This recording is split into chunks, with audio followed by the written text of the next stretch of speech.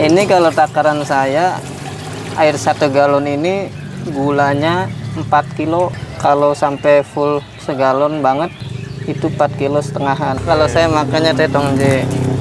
Jadi kalau yang 1 galon air penuh itu sama dengan ininya sepak. Tehnya itu 1 pak ini. Isinya berapa tuh? Isinya 10. Isinya 10. Nah, kalau kita bikin setengah galon tinggal dikurangin setengahnya gitu. Cuman ketika pas mendidih banget jangan sampai kelamaan, matiin.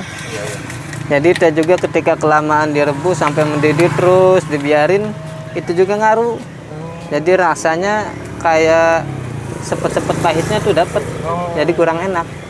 Kadang-kadang pas minum enak, setelah selesai minum di lidahnya masih terasa pahit.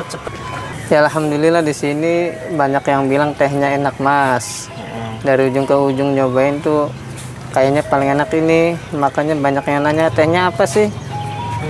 Ya teh mah sama aja, Tongji.